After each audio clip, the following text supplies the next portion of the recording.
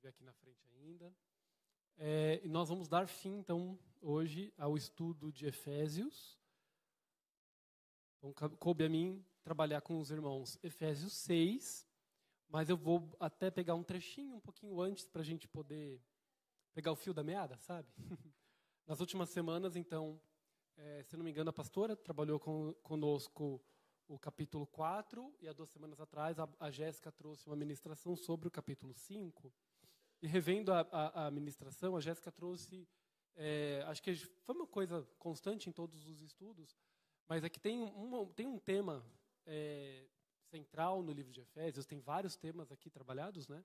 Mas tem uma temática que acaba abordando mais de um capítulo, que é a unidade, né? A temática da unidade. Isso esteve mais presente na pregação da Jéssica, 2 semanas, só que ela ganha mais corpo quando a gente lê o capítulo 6, né?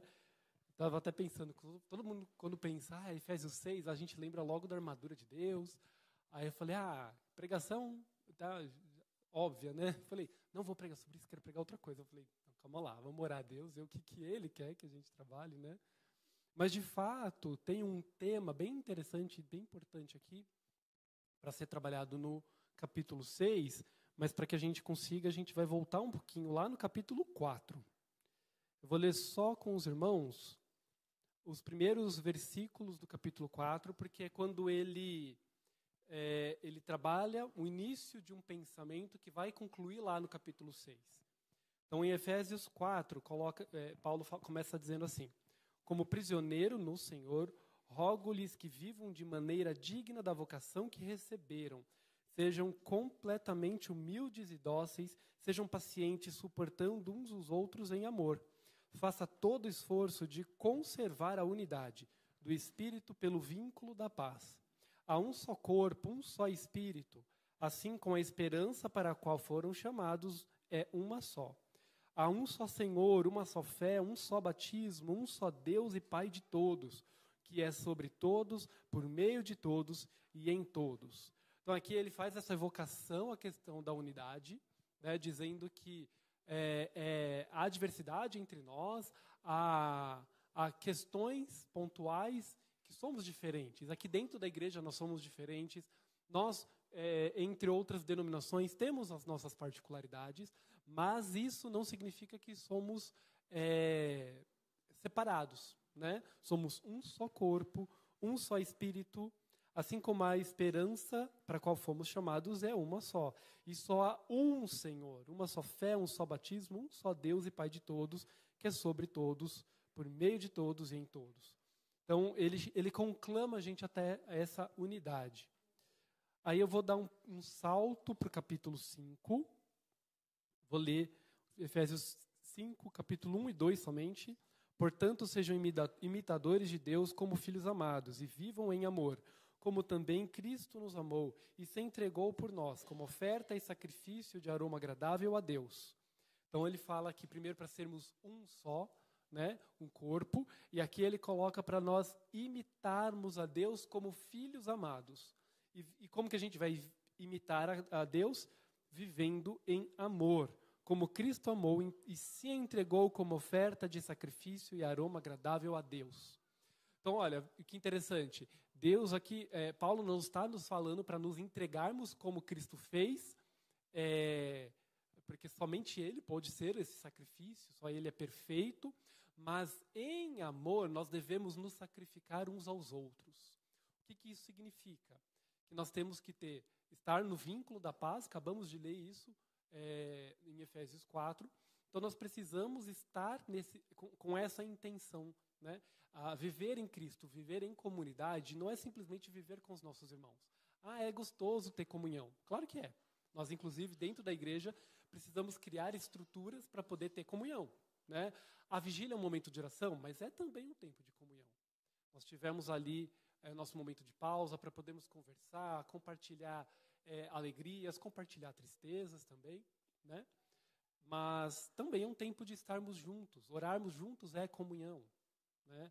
Cearmos juntos, comermos juntos, ir na casa um do irmão, do outro, ir num restaurante, isso também é comunhão. Então, mas não é só isso, não é para isso apenas que estamos juntos. né? Nós devemos olhar para o nosso irmão como alguém digno do nosso sacrifício. Não um sacrifício de sangue, um sacrifício que vai a cabo até o fim, né? O termo sacrifício, de fato, é vinculado a uma morte física, mas nós devemos estar preparados para matar algo em nós, matar uma vontade, matar um desejo, matar o nosso tempo em prol do nosso irmão. Assim como Cristo fez. Ele sacrificou de fato tudo, indo até o fim da morte de cruz. Mas nós devemos ter em nós o mesmo ímpeto, o mesmo sentimento que estava em Cristo Jesus, para nos sacrificar em amor ao nosso irmão. E é assim que se conquista unidade.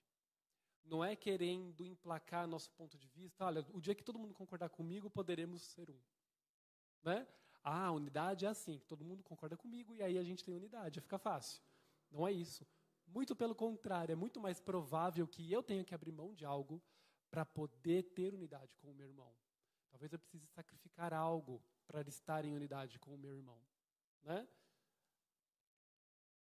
E aí, a partir daqui, ele começa a entrar, de fato, em alguns elementos mais específicos. Né? Primeiro ele fala de forma geral, como amar o irmão e como cuidar de nós mesmos. Ele fala da questão da pureza sexual, ele fala da imoralidade, ele fala de diversos assuntos, até que no versículo 15, não sei como é que está na Bíblia de vocês, mas a minha Bíblia, se não me engano, é a NVI, ele até tem uns segmentos, tem alguns títulos, né? Ele começa a falar vida em comunidade, depois, no 22, deveres conjugais, aí ele entra no capítulo 6, deveres de pais e filhos, deveres de escravos e senhores.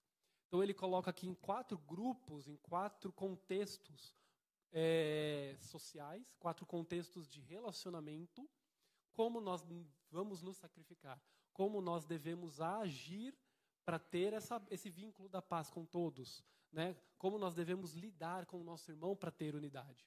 E aí eu vou focar um pouquinho mais, de forma prática, nos deveres conjugais, entre pais e filhos e entre senhores e escravos. Por quê? Né? Eu sei que até a Jéssica já até abordou a questão dos deveres conjugais, eu vou falar muito mais rápido. Se você quiser aprofundar, 2 semanas atrás teve ali a nossa pregação, deve estar no YouTube, para aprofundar nesse tópico que de fato era dentro do capítulo 5, objeto do estudo da Jéssica. Mas eu vou passar por ele também, porque eu quero chamar a atenção a alguns pontos. Mas por quê? Por que nós devemos ter tanta atenção nisso? Aí a gente vê a resposta em Efésios 6:10. Então, quando ele começa a falar da armadura de Deus, antes de narrar, descrever a tal da armadura, ele dá a finalidade disso tudo que ele colocou desde o capítulo 4. Então, ele fecha tudo o que foi dito desde o capítulo 4, apontando para a finalidade disso. E, inclusive, ele utiliza justamente esse termo. No versículo 10, ele começa dizendo, então, Efésios 6:10. Finalmente, ou seja, a finalidade disso tudo culmina com: fortaleçam-se no Senhor e no seu forte poder. Vistam toda a armadura para poderem ficar firmes contra as ciladas do diabo, pois a nossa luta não é contra seres humanos. Então, esse é um dos pontos centrais aqui. A nossa luta não é contra seres humanos. Outras versões não falam contra a carne. A nossa luta não é com pessoas, mas contra os poderes e autoridades, contra os dominadores deste mundo de trevas, contra as forças espirituais do mal nas regiões celestiais. Isso é de suma importância. Por que ele veio trabalhando os relacionamentos conjugais, relacionamentos entre pais e filhos, entre senhor e escravo, para apontar justamente que o nosso inimigo não são essas pessoas. Ah, mas precisa falar isso? Poxa, meu inimigo não é minha mulher, meu inimigo não é meu filho. Será? Será que a gente não lida dessa forma? Vamos ler. Agora sim, nós vamos passar ao desenvolvimento da palavra com essa coisa em mente, né?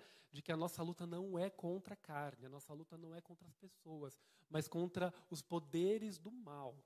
E a gente precisa lembrar disso todo dia, porque nós seremos convidados por este mundo todos os dias a lutar contra alguém, né? Eu diria, inclusive, que essa é uma das principais armas do nosso inimigo. Nós temos um inimigo da nossa alma, sim, o diabo é nosso inimigo, os poderes do mal são os nossos inimigos.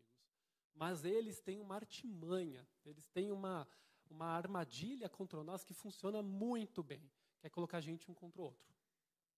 Né? É isso que a gente vê todos os dias. Nós precisamos nos lembrar constantemente disso.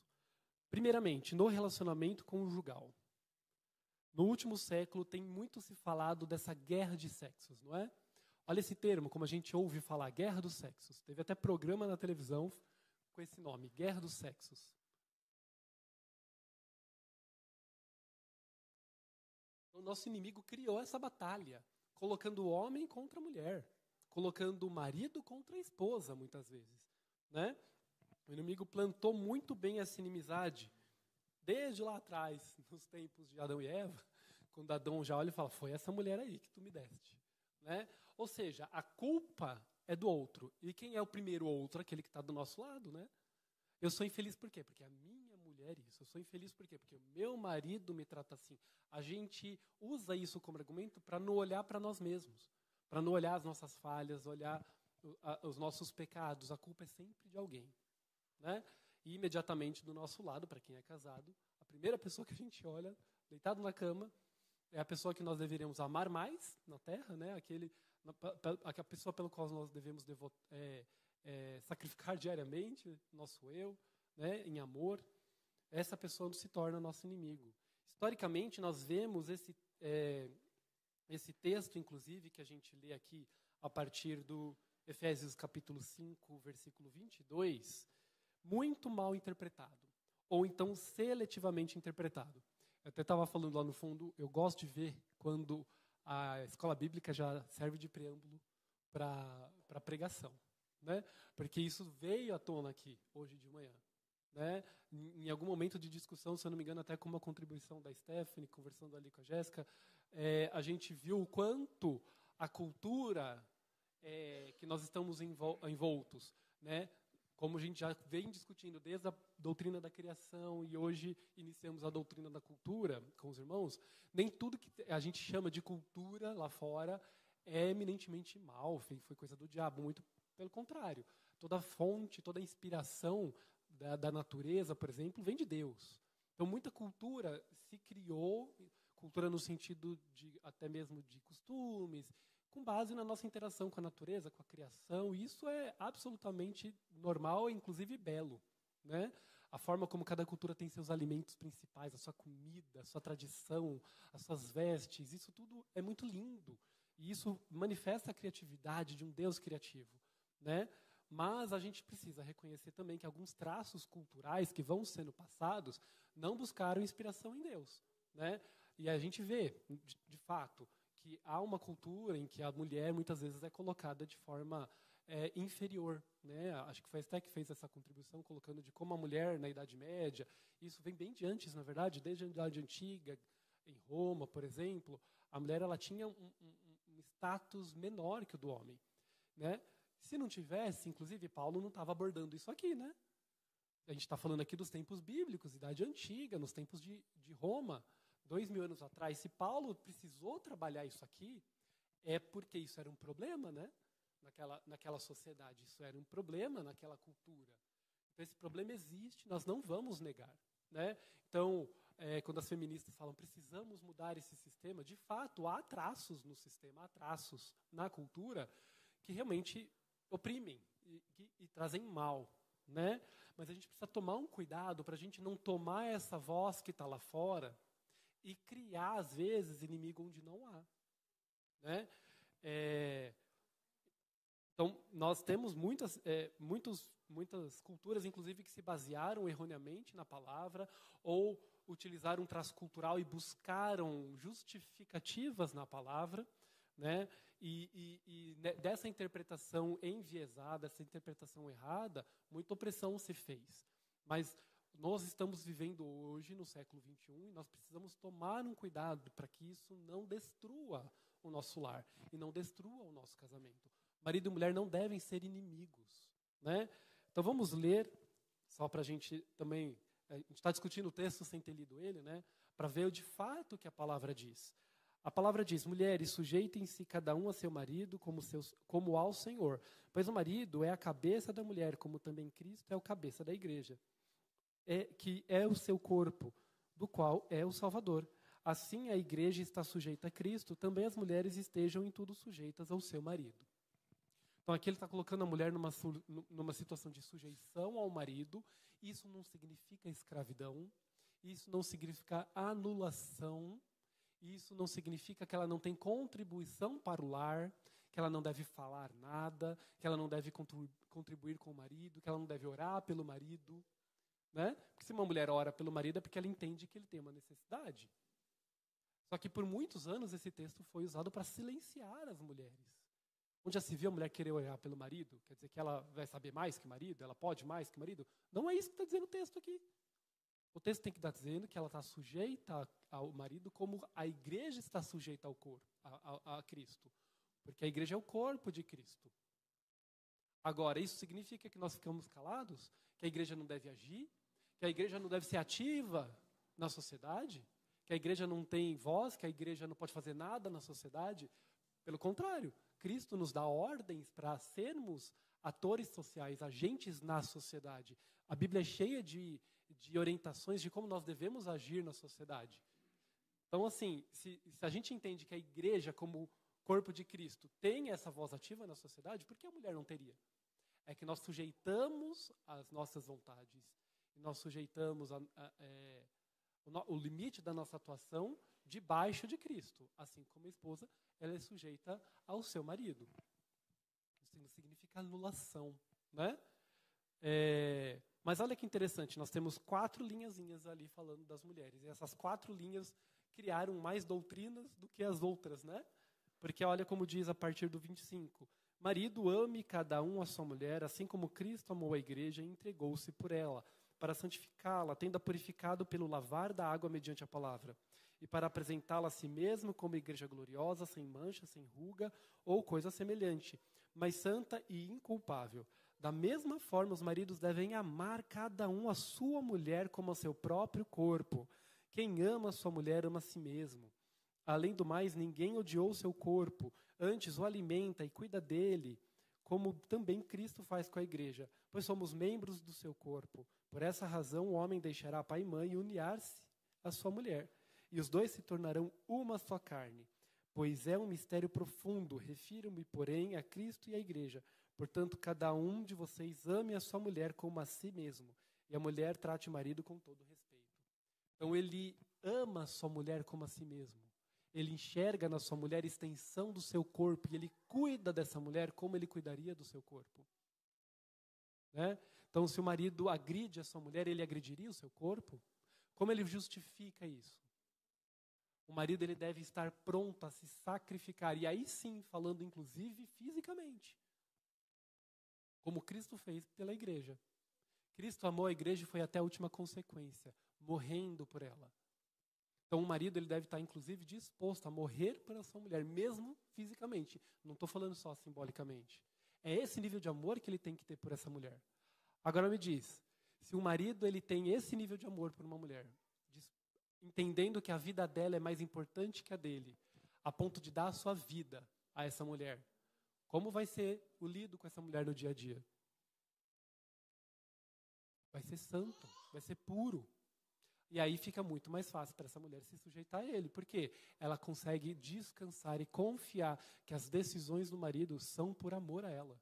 E vão ser melhor para ela. Então, aí o casal ele se completa. O casal, a equação fecha. Né? Uma mulher ela consegue descansar. Eu tenho certeza que por mais moderna que seja a mulher, toda mulher entenderia o valor que isso tem. Você poder descansar que o seu marido está cuidando de você em tudo. Né? A gente fala muito do direito da mulher de trabalhar, de ter seus direitos, né? Mas isso também se torna uma opressão. Porque daí ela vê o seu marido ali, muitas vezes devoto a ela, né? Muitas vezes fazendo o seu melhor para ela. Ah, mas eu quero exercer a minha liberdade, eu quero trabalhar, eu quero fazer tudo. Não estou dizendo que não é correto isso. Tá? Na nossa sociedade, inclusive, está cada vez mais difícil um casal se sustentar com apenas o marido trabalhando. Eu não julgo quem precisa fazer também isso, né? Mas você começa a enxergar no seu cônjuge, muitas vezes, aquele que está te atrapalhando, aquele que está impedindo de você exercer toda a sua liberdade. Não é? A gente aconselha os casais, por exemplo, eu sei que meus amigos não são meus liderados e não são meus discípulos, mas quando a gente às vezes está conversando e aí surge a oportunidade de dar um conselho, eu até discuto essas questões, por exemplo, de como dividir as finanças em casa. Né? Eu, particularmente, não acredito num formato de gerenciamento da casa de meu dinheiro é meu dinheiro, seu dinheiro é seu dinheiro, cada um paga uma parte das contas. Né? Eu sei que tem muitos casais que trabalham dessa forma, mas o problema vai começar quando um dos dois começar a ganhar um pouco mais. O homem, com muita frequência na nossa sociedade, ganha mais, eventualmente a mulher, mas mesmo quando o homem ganha mais, o que acontece? Eu vejo isso acontecendo, irmãos, o tempo todo. Eu vejo isso acontecendo com meus colegas, né? Eu vejo isso acontecendo lá fora, eu vejo até mesmo pessoas que trabalham com finanças aconselhando casais a não fazer isso, porque não funciona. Porque quando o homem começar a ganhar mais, o cara ganha 10 mil, a mulher ganha 5, supondo. Aí, vamos fazer uma viagem? Vamos. Cada um vai contribuir com metade da viagem. A viagem custou 5 mil. Poxa, isso custou o salário inteiro dela. Para o cara, 5 mil, ele consegue parcelar ali em 10 vezes de 500. Para ele, vai ser pouquinho. Mas aqueles 500 para aquela mulher vai pesar. Então, eu não posso ir para esse lugar, amor, porque eu não consigo pagar esse lugar. Das duas uma, ele vai falar, então eu pago um pouco mais. Mas ele vai começar a ter um sentimento de eu estou pagando mais, né? Porque essa mulher não trabalha e não ganha igual eu. Tá bom, vamos lá. Só que com o tempo, ele vai falar, não, sou palhaço, toda vez eu tenho que pagar mais? Então, tá bom, vamos no lugar mais baratinho. Aí vai no lugar mais baratinho. Tô aqui nesse lugar mais baratinho, que é o que ela pode pagar, mas eu queria mesmo ir naquele outro. Você vê como esses detalhezinhos começam a minar um relacionamento? Estava discutindo isso com um casal uma vez, que eles estavam para casar. E aí ele falando assim, não, eu queria mesmo fazer o casamento X, mas eu não consigo, né? Mas por que não? Você não tem esse dinheiro? Não, eu tenho esse dinheiro, eu tenho esse dinheiro guardado, inclusive. Podia pagar à vista. Mas minha mulher não tem. Eu falei, ué? Não, porque a gente assim, nós trabalhamos assim, cada um vai pagar metade. Então, se ela não pode pagar por isso, eu também não vou pôr meu dinheiro ali, não. Vamos supor que o casamento custou 100 mil reais. Cada um ia pagar 50. Mas ela não consegue pagar 50, ela só consegue pagar 10. Então, vamos ter que fazer um casamento de 20, né? Estou falando em valores assim altos, gente, porque meu colega trabalha nessa base desses valores, né? Vou ter que fazer um casamento mais baratinho, porque ela não consegue pagar. Mano, se o casamento está começando assim, Deus abençoe aí, né? Para que mude alguma coisa, porque se para casar ele já está bravo com ela porque ela não ganha que nem ele, e aí não vai poder ter o casamento que ele quer porque ela não pode pagar. Imagina quando for comprar roupa para o filho, quando for fazer uma viagem, quando for escolher um apartamento, o que vai acontecer? Uma hora esse cara vai ficar cheio disso. Ele vai falar, essa mulher está atrapalhando a minha vida, o meu crescimento. A mulher não ganha dinheiro, está atrapalhando, eu podia ser milionário, mas não, estou aqui com essa mulher que não entende. Então, mesmo nos padrões da sociedade, isso pode gerar um problema. Você entende como o cônjuge ele vira o inimigo, muitas vezes? Eu não cresço financeiramente porque essa pessoa aqui está atrapalhando o meu crescimento. Eu não cresço na minha profissão porque essa pessoa aqui, imagina, agora engravidou ainda, parou de trabalhar e agora? Só eu trabalho aqui? Marido e mulher passaram a viver como competidores. Eu não queria ter filho porque isso vai atrapalhar a minha vida, mas ele quer ter filho, né? Vai estragar meu corpo, eu vou ter que amamentar, vou ter que parar de trabalhar. Aí a mulher olha e fala, a minha profissão parou de crescer porque eu tive que ter filhos. E o meu marido, não, olha como ele deslanchou. A gente estava igual, só que eu parei 3 vezes para ter filho. E olha como a carreira dele deslanchou e a minha não. Aí ela começa a olhar para ele também como inimigo. Né? E aí a gente precisa se lembrar, a nossa luta não é contra seres humanos, não é contra teu marido, não é contra tua esposa, é contra o mal, é contra as forças espirituais do mal, é contra o diabo. Então não deixe o diabo entrar no teu casamento. Não permita, leia a Bíblia, como um marido, como uma mulher deve se comportar no casamento. Nós temos padrão bíblico para isso. Né? E lembre-se, não existe amor sem sacrifício. Essa é a beleza do casamento. 2 mais 1 igual a 1. Uma vez eu vi isso num casamento, eu achei interessante. Significa que você tem que jogar metade de você no lixo. Você vai ter que abrir mão, cara. Ah, que besteira. Isso quando a gente ama de verdade, a gente é inteiro no relacionamento. Besteira. Quem é casado aqui sabe do que eu estou falando. Você tem que abrir mão de um monte de coisa sua. Abrir mão de tempo que você tinha antes e agora você vai dedicar a outras coisas. Abrir mão de hobbies. Abrir mão de ideias. Eu pensava assim, não penso mais, porque eu casei. Aí você viu fulano, depois que casou, mudou de ideia. Que bom. Se ele não tivesse mudando de ideia de nada, significa que provavelmente ele estaria oprimindo a esposa. Fazendo com que ela mudasse de ideia. Porque não existe essa coisa. Cada um vem de uma família. Cada um vem de uma cultura, como a gente estava discutindo agora. Uma cultura familiar. Né? E se para os dois vão viver juntos agora, eles vão ter que abrir mão de parte da sua história, parte da sua cultura. E é assim que funciona. É assim que se faz uma nova cultura a partir daquela família. A minha família, ela pegou parte da cultura da família Galante Reis e parte da cultura da família Robledo Queiroz. E assim se fez a família Reis Queiroz. É assim que funciona. A Jéssica abriu mão de um monte de coisa. A Jéssica mudou. Marcel mudou. E vou continuar mudando. Descobrindo um novo jeito de ser Reis Queiroz. E é assim que se faz um relacionamento. A gente tem que estar disposto a abrir mão de muita coisa. Abrir mão de muitos sonhos. Eu já entendi que talvez eu não conheça a Europa, faz parte. Mas eu conheci Elisa e o Levi. Muito melhor que os castelos da Europa. Se você se abrir, você vai conhecer um mundo em Deus muito mais maravilhoso do que aqueles sonhos que o mundo podia te dar. Isso é bom. Amém? Aí a gente entra no capítulo 6 e a gente vê também deveres entre pais e filhos. Outra guerra. Outra guerra. O inimigo, ele olha pra gente e ele quer com que a gente acredite que os nossos filhos, aqui eu estou falando com mais pais do que filhos, né? Os nossos filhos se tornam nossos inimigos. Foi por causa dessa criança que eu não conhecia a Europa. Acabei de citar um exemplo, né? Eu queria fazer viagens, mas aí a gente engravidou e aí não deu, né? Eu estava num trabalho, eu estava crescendo na minha profissão, aí eu tive um filho. E aí eu tive que parar de trabalhar.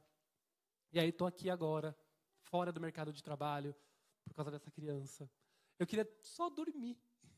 Eu queria ter sanidade, essa criança não me deixa dormir. Por isso que eu estou zumbi agora. Então, olha, os nossos filhos, eles se tornam inimigos, se a gente permitir. E os pais também, né, filhos? Porque meu pai também, pelo amor de Deus, eu só queria ir lá embaixo no condomínio brincar um pouco. Ele não deixa. Eu só queria isso, eu só queria ter mais tempo de celular. Cadê minha filha para ouvir essa? Eu só, misericórdia. Como a gente ouve essa frase, né, gente?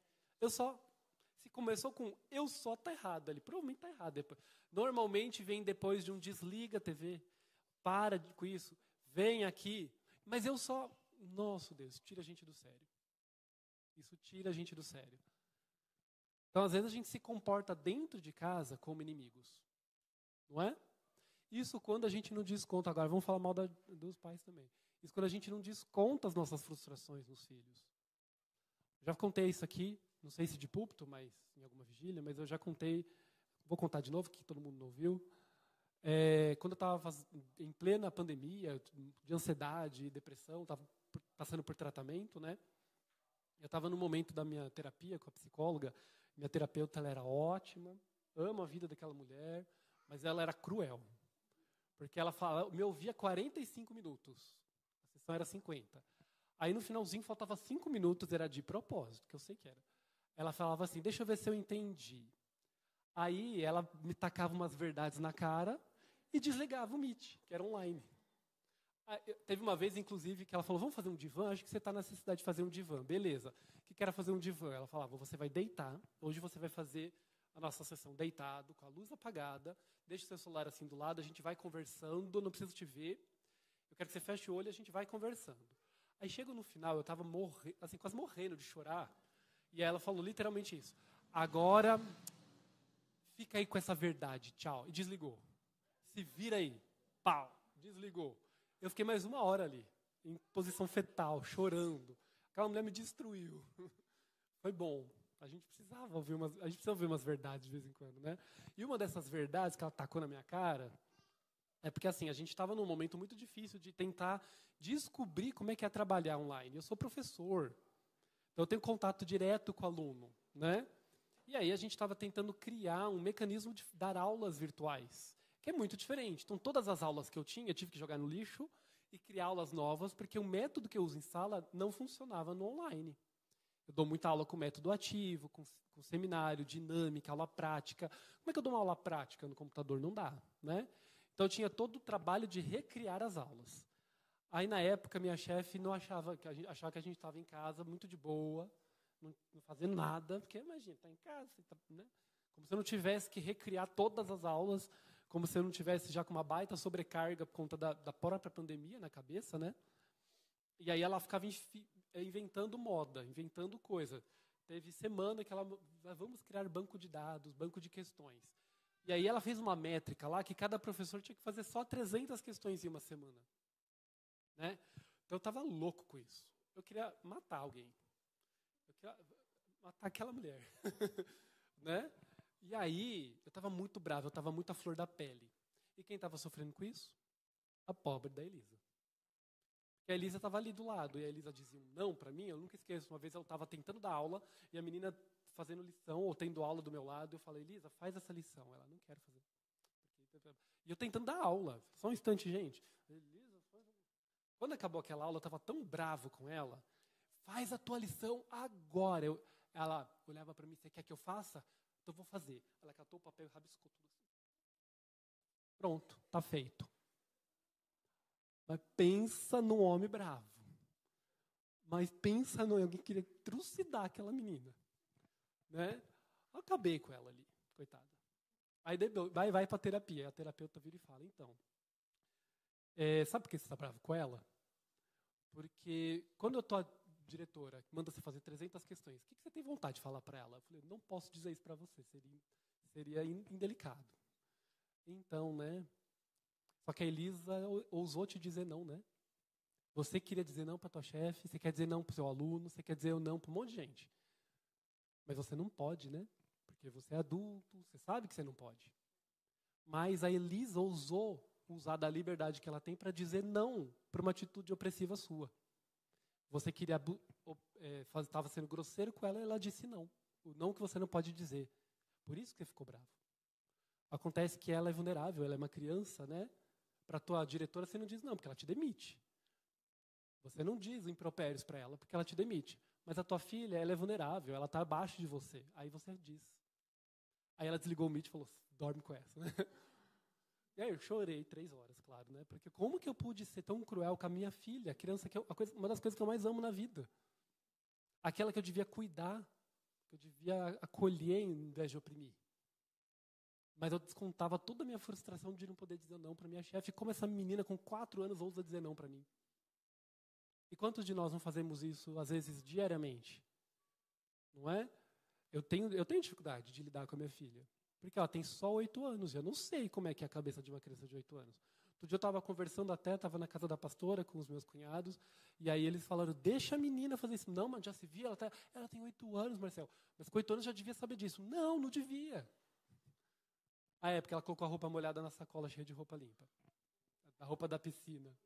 E com um livro, e molhou o livro. Eu fiquei tão brava, ela tem só 8 anos, mas devia saber que não pode pôr coisa molhada. A cabeça dela talvez não tenha alcançado isso ainda. Será que ela tem que saber isso com 8 anos? Será que é da cognição de uma criança de 8 anos ter esse nível de pensamento? Eu falo, pelo amor de Deus, como não? E aí depois eu olhei e falei, será? Será que eu não estou exigindo demais ela? Mais do que ela é capaz, na idade dela, de oferecer? Não estou dizendo que um adulto pode fazer isso. O adulto fazer isso é para acabar. Mas ela é uma criança. Então eu exijo muito dela. Tenho que pedir perdão para ela e para Deus várias vezes na semana. Também estou ainda. Precisam ouvir a palavra, né? Vamos lá, então vamos ouvir a palavra. Filhos, obedeçam seus pais, que eu estou precisando ouvir também. Pois isso é justo. Viu, crianças? Obedece. Pelo amor de Deus, obedece. Facilita tanto a vida. Honra teu pai e tua mãe. Esse é o primeiro mandamento com promessa para que tudo te corra bem e tenhas longa vida sobre a terra. E pais, não irritem seus filhos, Antes, criem-nos segundo a instrução e o conselho do Senhor. Né? Deus não nos puxa além do que nós podemos dar. Deus não é grosseiro com a gente para nos irritar. Nossa, tem pais ainda que faz de propósito, com provocação de filho, fazer filho chorar, de medo, por exemplo. Sabe que o filho tem medo de tal coisa e cutuca justamente no medo, aí dá risada da criança chorando. Cara, ela é uma criança, ela está com medo. Ela não vê a realidade como a gente vê. Aí você sabe que a criança tem um medo do escuro. Besteira, tem medo de escuro, ela não sabe que é besteira. A cabeça dela ainda confunde realidade com ficção, ela não sabe o que é de verdade. Ela não sabe que não existem os monstros tais como se diz num filme. Ela confunde. Aí você vai lá, apaga a luz e ainda deixa um negócio alto assim do lado dela, um bicho de pelúcia enorme. Pra quê? Ah, engraçado, mano. Cresce, quem é criança ali? Né? Então, pais, também a gente tem que saber lidar com criança. Não é fácil, mas a gente precisa aprender. Porque elas são nossa responsabilidade. Pensa como Deus faria. Olha, eu entendo que nem todo mundo precisa ter filhos para ser completo, para aprender tudo que Deus tem para ensinar. Eu entendo que há como. Né? Paulo até recomenda para se você melhor que não case, se dedique ao ministério, para algumas situações, e está tudo bem. Não precisa ter filho, não precisa casar para ser completamente feliz. Nós podemos ser felizes somente com o Senhor. Ele é suficiente. Mas eu admito que eu, Marcel, aprendi muito tendo filhos. Porque assim, o Levi é uma criança muito diferente da Lili. A Lili, eu chego em casa, ela faz festa, ela me abraça, ela até me machuca. De tanto que aquela menina me ama. Né? E é muito gostoso, é claro que é gostoso. O Levi, eu olho e falo, oi filho, ele. Uhum. Chegou, né? Tá vivo? Tá ótimo. E ele ainda não me chama de pai, chama de mãe. Quando ele quer, ele sabe falar pai. Eu tenho para mim que talvez ele fale mãe só para me irritar. Sabe, eu olho e falo, meu Deus do céu, o que esse menino faz para que eu ame? Nada. Não me chama de pai, não me abraça, não me beija, não me faz carinho.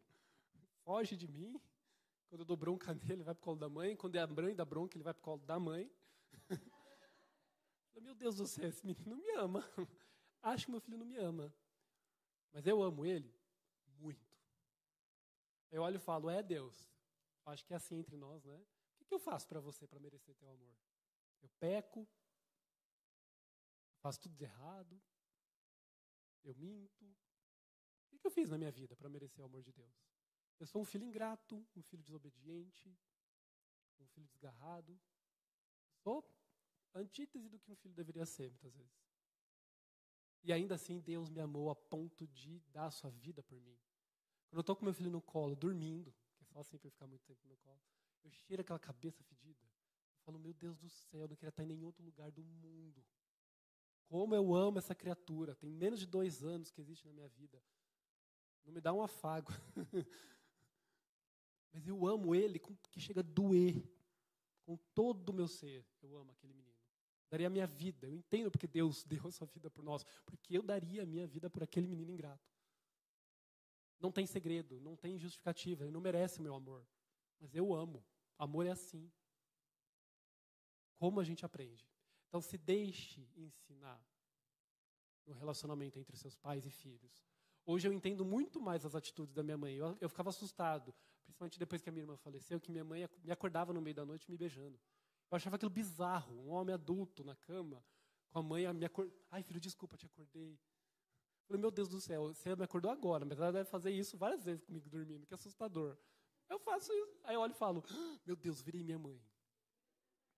Porque eu vejo a Elisa, ai, que coisinha deliciosa dormindo. Eu dou um beijo nela. Se ela acorda, fala, ai, pai. Meu Deus, eu virei minha mãe. Eu entendo minha mãe. Aquela coisinha linda. Eu consigo imaginar minha filha com 20 anos eu fazendo isso. Eu sei, é assustador para as crianças.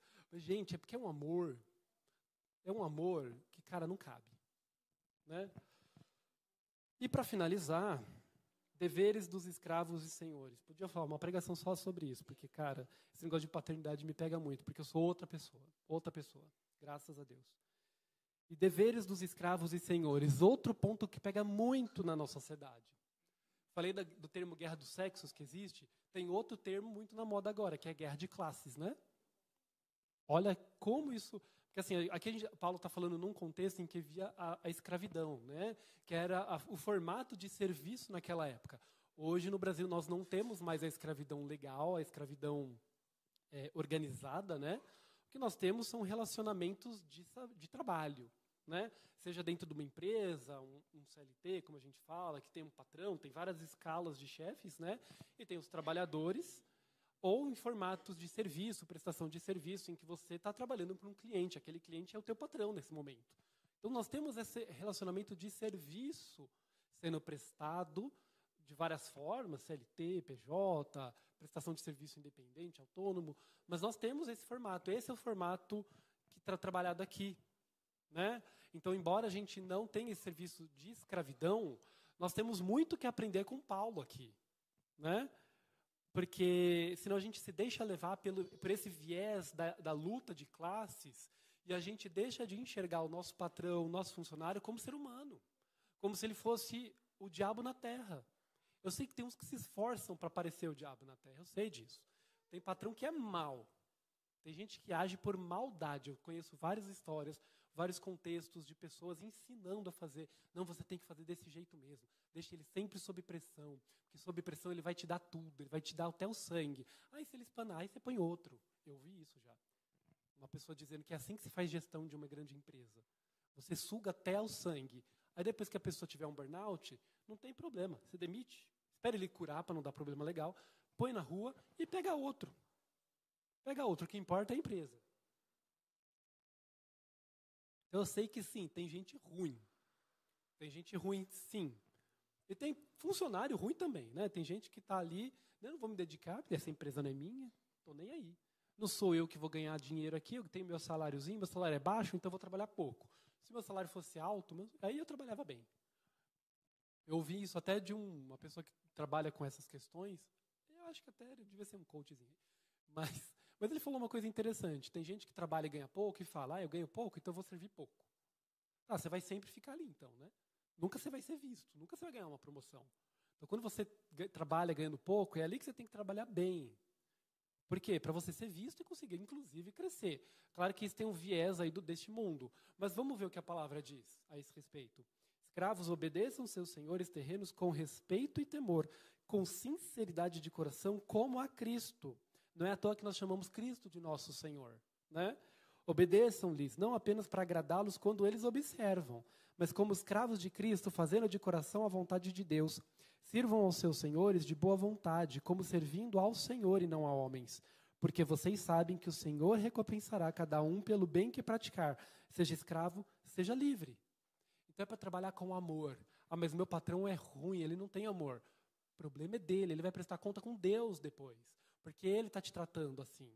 Porque você, que é a imagem e semelhança de Deus, merece todo respeito e cuidado. Então é ele que vai prestar conta para Deus depois. Mas você também vai prestar conta da forma como você trabalha. Então trabalhe com zelo. Você foi contratado, você tem um contrato de trabalho dizendo que você vai fazer determinadas coisas, faça. Mas ele me paga mal para fazer isso. Você tem um contrato. Faça. E faça com amor, de boa. Por mais difícil que seja um trabalho. Existem duas formas de você fazer o seu trabalho. Na força do ódio ou na força do amor. Todo mundo fala, hoje eu vim na força do ódio. Mano, que desgraça vai ser teu dia. Vai ser difícil trabalhar, vai ser arrastado, vai te trazer dor. Porque você vai passar o dia inteiro com ódio. Agora, se você faz com amor, mesmo que seja difícil, no mínimo vai ser mais fácil. No mínimo vai ser menos pesaroso trabalhar. Porque você está fazendo com amor. Então, busque fazer com amor. Assim, também não precisa... Se você está numa situação de abuso, legal. Porque nós temos hoje trabalhos que são em situação análoga à escravidão, de fato. Então, se você percebeu que o teu trabalho está nesse nível, te abusando, que isso não é legal, que isso fere os seus princípios pela lei, você talvez entenda que seja melhor não trabalhar ali do que estar ali. E muitas vezes, eventualmente, vai envolver um processo. Se aquilo te trouxe dano, se aquilo te trouxe lesão, tem leis que protegem o trabalhador no Brasil. Né? Então, então eu vou sair da empresa, eles literalmente me abusaram. Eu fui fisicamente abusado, eu apanhei. Ou, não, eles me fizeram trabalhar muitas mais horas do que está no meu contrato. Então, calma lá. Tem princípios legais que defendem os seus direitos, então tudo bem você sair da empresa, eventualmente processar, tá? Porque isso foi crime, tá? Então não quero passar pano aqui para patrão que faz crime.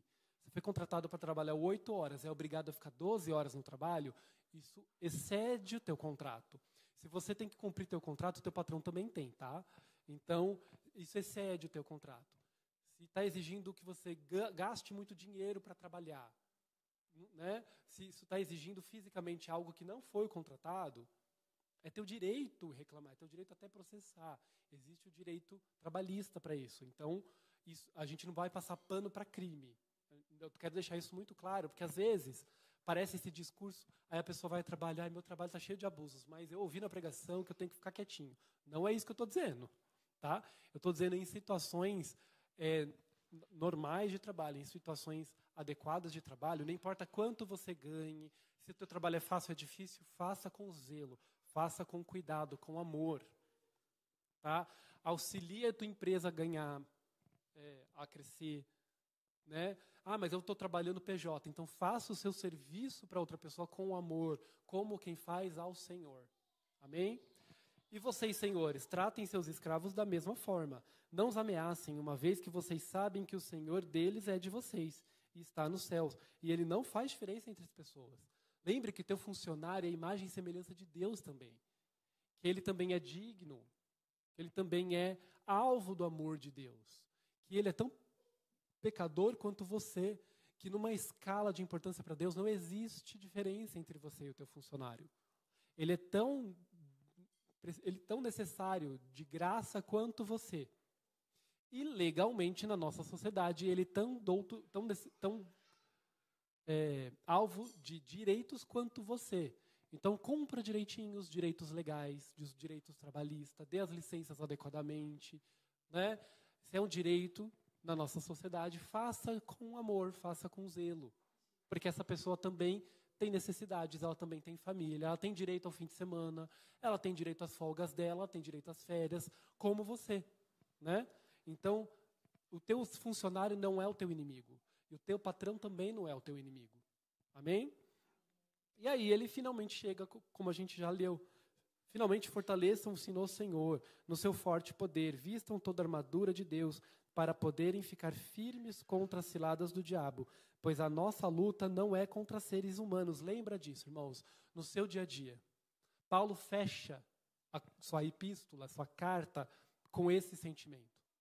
Não é contra seres humanos. Não deixe que o seu coração se inflame de ódio e de cólera e guerra contra pessoas. Resista a esse sentimento. Resista. Mas o político tal é ruim. Eu odeio aquela pessoa. Resista a esse sentimento de achar que aquela pessoa é seu inimigo. Aquela pessoa não é seu inimigo, o diabo é. Muitas vezes agindo por meio daquela pessoa. Mas não adianta você querer ir contra a pessoa. Aquele fulano lá, se eu visse ele na minha frente, eu matava. Não é contra ele. É um princípio do mal. É os poderes do mal, as forças malignas nas regiões celestiais. Não confunda as coisas. Aquela pessoa também precisa de salvação. Não sabemos se ele terá, Deus o sabe. Mas não compete a você determinar. Não compete a você.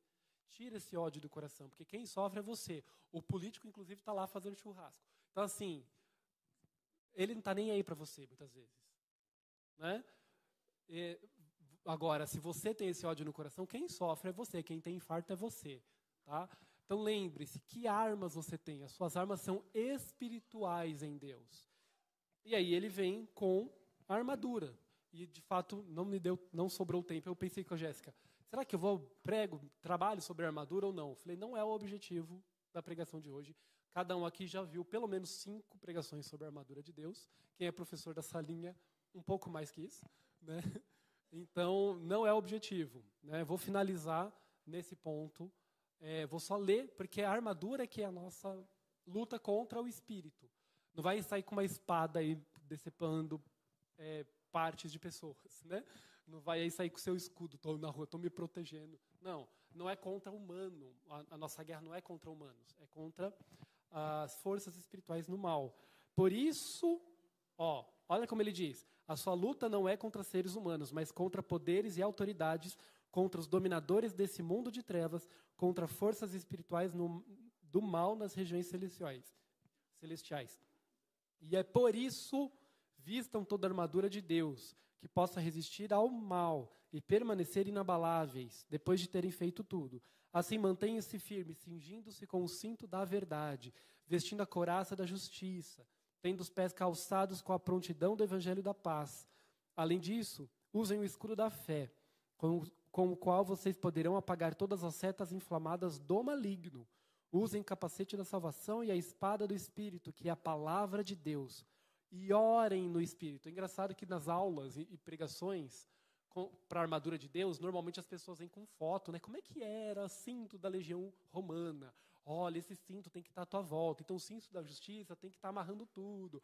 As pessoas se preocupam com esses pormenores e não leem nem o texto inteiro. Eu não lembro quando que eu vi uma pregação que ia além do versículo 18. Pois a armadura está ali, baseado na verdade, trabalhando na paz, versado na palavra que é a tua espada, beleza. Agora, o que eu faço com isso? Orem no Espírito em todas as ocasiões, com toda oração e súplica, tendo isso em mente, estejam atentos e perseverem na oração por todos os santos.